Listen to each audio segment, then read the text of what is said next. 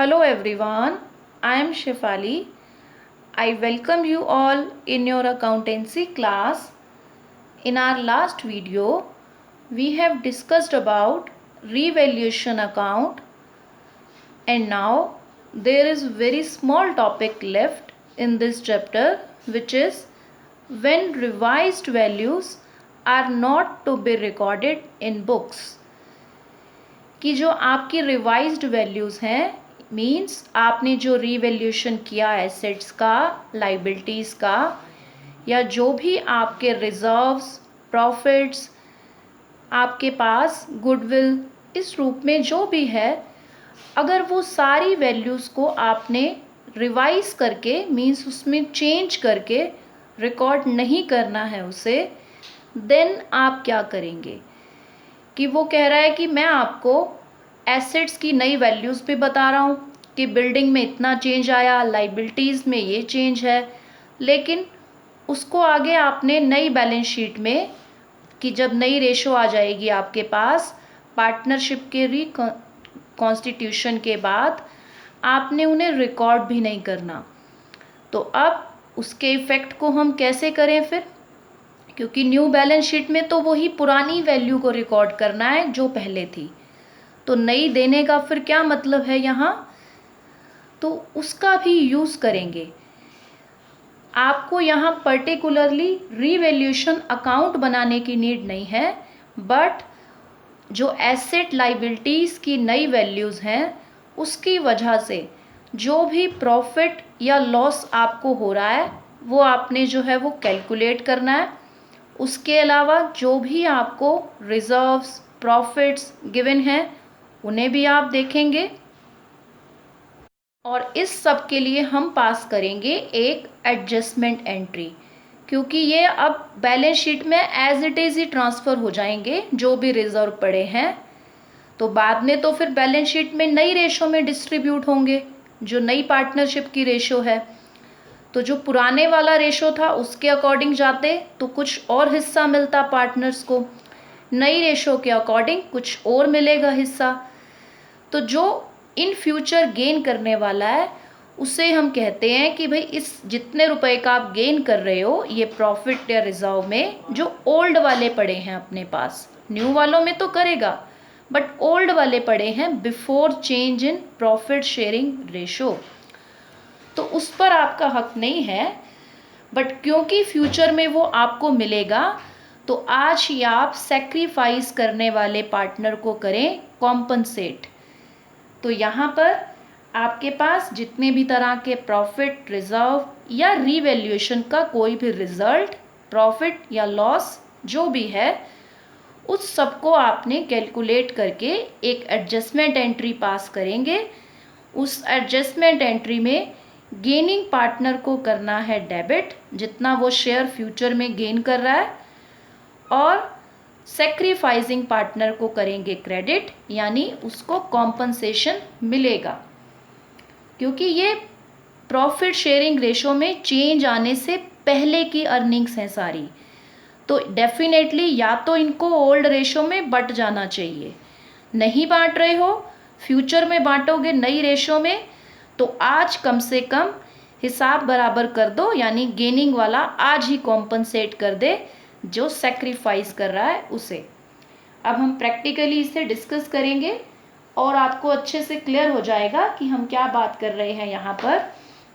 तो यहाँ मेरे पास है एक स्टेटमेंट 38th इलस्ट्रेशन की। ये कहता है ब्रिजेश, चारू एंड दिलीप जो हैं वो पार्टनर्स हैं, उनका जो रेशो है वो 3:2:1 है। बैलेंस शीट आपको गिवन है। अब उन्होंने नीचे आपको बोला कि फ्यूचर में उन्होंने सोचा है कि हम प्रॉफिट लॉस को 4:1 में जो है वो शेयर करेंगे। अब आपको नीचे दी गई हैं कुछ एडिशनल इन्फॉर्मेशन, जिसमें आपको ये बताया गया है कि आपकी एसेट लाइबिलिटीज़ में जो है वो कितना चेंज आ रहा है। स्टॉक को जैसे कह रहा है 20% लेस कर दो, डाउटफुल डेब्ट्स का जो प्रोविज़न है वो 1500 से इंक्रीज़ करो। तो ये 1 बाय 1 हम जैसे ही सम करेंगे सॉल्व, इन सबको हम कंसीडर करेंगे। तो ये सारी आपकी इंफॉर्मेशन जो है वो एसेट लाइबिलिटीज़ की पोजीशन में जो भी चेंज है उसके बारे में है। गुडविल आपको बोला है 45,000 की है। अब हमें पढ़नी है लास्ट लाइन। जब भी आपको इस तरह से पार्टनरशिप का सम है आपके पास, हमेशा आपको पहले लास्ट लाइन को रीड करके ये देख लेना है कि आपसे एक्चुअल में पूछा क्या गया, ताकि आपको क्लैरिटी हो जाए कि ये सम में मेरे से क्या क्या पूछा गया है, मुझे क्या क्या बनाना है, रीवैल्यूएशन बनाना है, एडजस्टमेंट एंट्री पास करनी है, ताकि आप अपना माइंडसेट उसी अकॉर्डिंग कर पाओ कि ओके अब इस सम को इस वे में हैंडल करूँगा। तो यहाँ कहा है लास्ट लाइन्स में, partners do not want to record the altered values of asset liabilities, यानी ये जो चेंज है ना, इस चेंज को ये रिकॉर्ड नहीं करेंगे नई बैलेंस शीट में। ओके, एज इट इज़ रखेंगे पुराने वाला ही, बट इस चेंज का कुछ तो मतलब निकालना है, कुछ तो यूज़ होगा अगर दिया है तो। And want to leave the reserve profits undistributed, यानी जो ये रिजर्व और प्रॉफिट गिवन है बैलेंस शीट में लाइबिलिटी साइड में, इसको भी उन्होंने डिस्ट्रीब्यूट नहीं करना, यानी वो फ्यूचर में ही बांटेंगे नई रेशो में। बट फ्यूचर में तो गेनिंग वाले को तो फ़ायदा हो जाएगा ना, जो नई रेशो के अकॉर्डिंग गेन कर रहा है नया शेयर। तो अब उस चीज़ को हमें ठीक करना है। You are required to pass a single journal entry to give effect to the above, कि भाई ऊपर की चीज़ों को जो है इफेक्ट देने के लिए आपको एक सिंगल जर्नल एंट्री पास करनी है। And also prepare the revised balance sheet, कि अब आपको साथ ही में एक रिवाइज्ड बैलेंस शीट बनानी है। तो यहाँ पर बस हमें जो जितनी चीज़ें बोला गया है वही सब हमें करना है।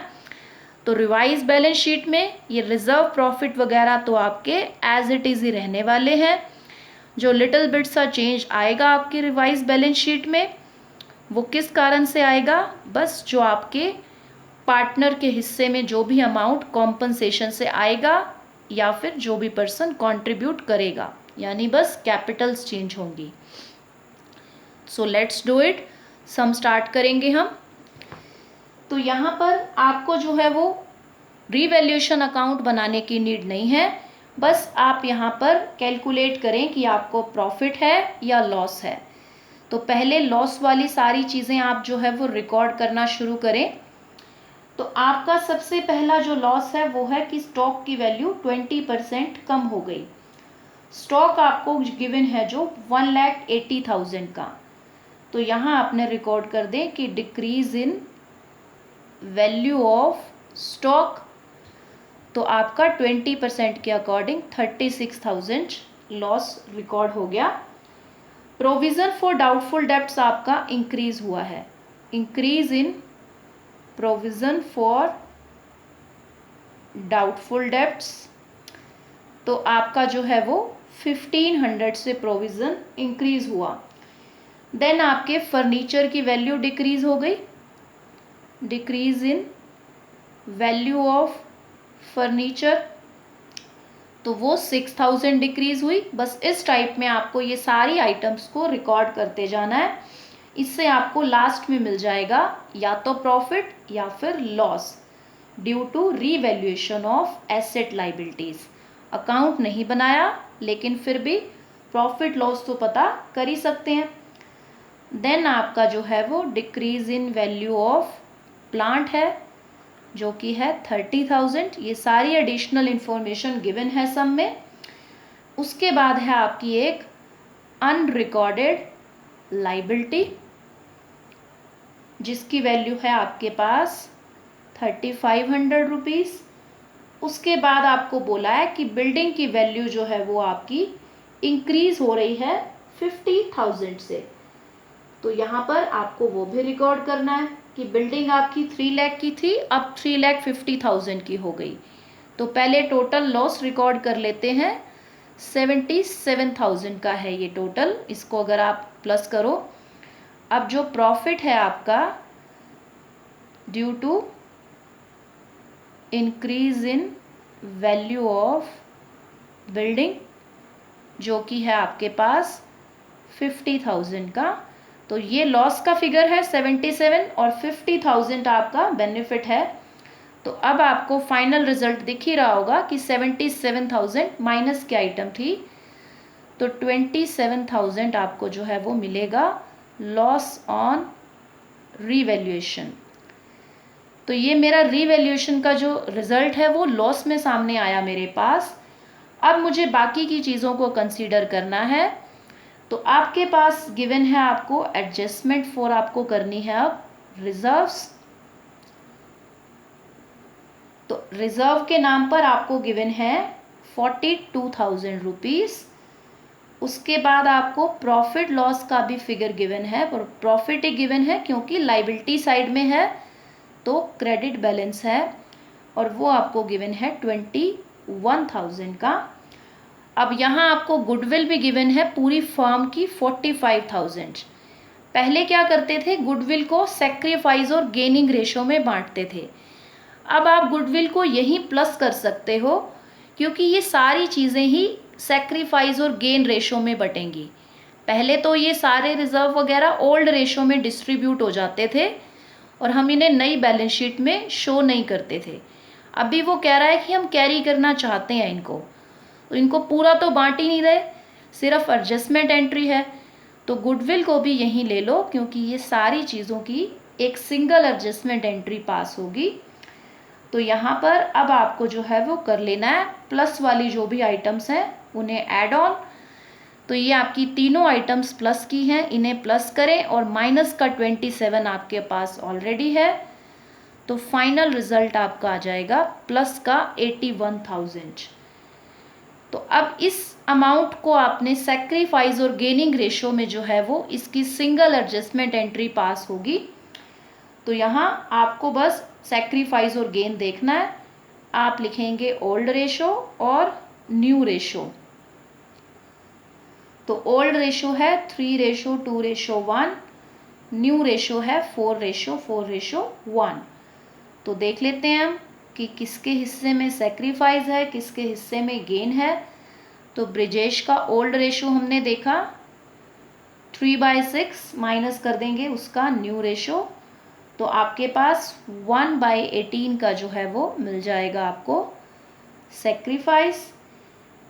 देन आपका नेक्स्ट पार्टनर है चारू, उसकी ओल्ड रेशो है 2/6 और न्यू है 4/9। तो यहाँ आपको जो है वो माइनस का 2/18 मतलब जो है वो मिलेगा गेन। देन आपके पास है दिलीप, दिलीप का शेयर है old 1/6, new is 1/9, so he will be sacrificing 1/18। तो हमेशा ही सेक्रीफाइस और टोटल गेन जो है वो इक्वल रहते हैं। तो यहाँ देखो 1/18 और 1/18 दो पार्टनर सेक्रीफाइस कर रहे हैं और दूसरा जो है वो इन दोनों के सेक्रीफाइस का जो टोटल है उतना गेन कर रहा है। और ये हमेशा ही आपको ऐसा ही मिलेगा कि टोटल गेनिंग का जो शेयर होगा उतना ही टोटल सेक्रीफाइसिंग का शेयर होगा। अब आपको एक सिंगल जर्नल एंट्री को पास करना है, वो हम देख लेते हैं कि आपके पास जो अभी अभी हमने अमाउंट यहाँ से निकाली उस अमाउंट को आपने जो है वो देखना है। 81,000 की मैंने अमाउंट निकाली, तो उसी के हिसाब से जर्नल एंट्री पास होगी।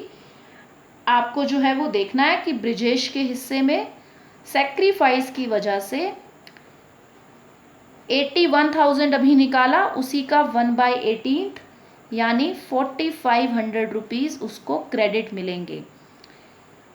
चारू का गेन है तो चारू को अपने गेन के बराबर दूसरों को कॉम्पनसेट करना है। तो यहाँ पर आपके पास 9,000 से चारू को होना होगा डेबिट। देन आपके पास है दिलीप, सेम 1/18 का गेन है, सेक्रीफाइस है 1/18 का, तो 4,500 से हो जाएगा दिलीप क्रेडिट। ये अमाउंट आपने निकाले। अब आपको जर्नल एंट्री पास करनी है। फॉर्मेट ड्रॉ करेंगे आप अपना पर्टिकुलर इसके according, that is debit credit date. Date आपका जिस डेट को भी चेंज है 2016 अप्रैल 1।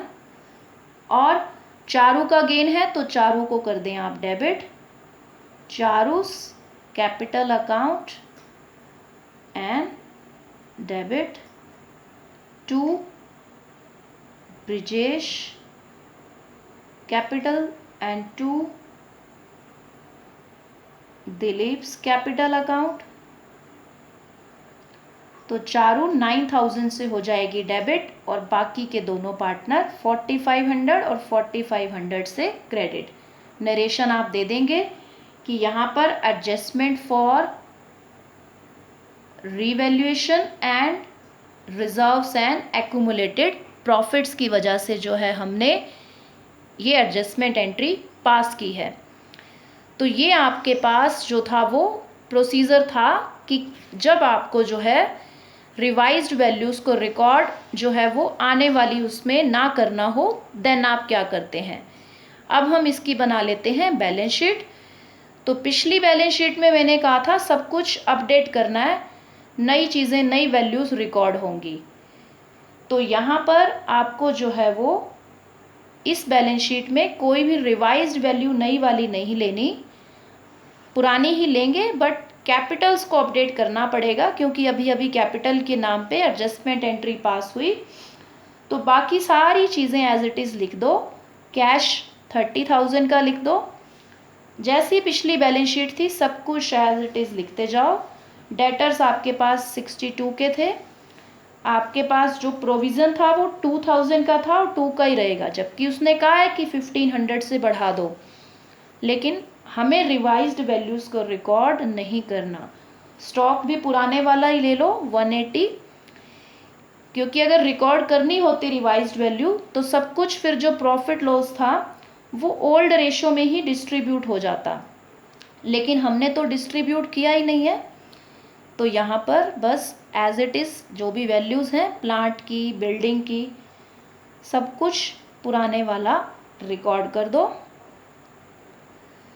और लाइबिलिटी साइड में क्रेडिटर्स थे आपके पास 87,000 के, वो रिकॉर्ड हो जाएंगे। रिज़र्व देखो बांटा नहीं पूरा, इसीलिए वही का वही रिज़र्व 42 का शो होगा। अब ये 42 पार्टनर नई रेशो में लेंगे, तो जो चारू है जो एक्स्ट्रा शेयर ले रही है रिज़र्व का, वो पहले से ही कॉम्पनसेशन उसके लिए दे चुकी है दिलीप और ब्रिजेश को, इसीलिए वो फ्यूचर में ज़्यादा गेन कर रही है क्योंकि उसने कॉम्पनसेशन दे दिया। प्रॉफिट लॉस के नाम पे 21,000। अब बस जो चेंज है वो है कैपिटल अकाउंट्स में। तो यहाँ ब्रिजेश के पास पहले कैपिटल थी 3 लाख, अब 4500 और मिल गए तो नई कैपिटल आ गई 3,45,000। चारू की कैपिटल जो है वो पहले थी 3 लाख, अब उसकी कैपिटल कम हो जाएगी क्योंकि उसने 9,000 रुपीज़ से डेबिट हुई है वो। और दिलीप की जो कैपिटल थी वो थी 50,000, 4500 प्लस होके 54,500 हो जाएगी और टोटल कैपिटल आपकी 6,50,000। टोटल सेम ही रहेगी क्योंकि आपस में उन्होंने एडजस्ट किया एक दूसरे के साथ, कोई एक्चुअल में कैपिटल कम ज़्यादा नहीं हो रही है, आपस में एडजस्ट कर रहे हैं जस्ट। तो दोनों साइड्स का जो टोटल है that will be 8 lakh as in the previous balance sheet. So ये आपकी है balance sheet. Revised balance sheet इसलिए कहा क्योंकि कैपिटल्स तो रिवाइज्ड हो गई आपकी। अब आपका ये चैप्टर होता है यहाँ फिनिश। तो यहाँ से अब हमें नेक्स्ट चैप्टर पर आना है, that is admission of partner. We will discuss that in our next video. Thank you so much.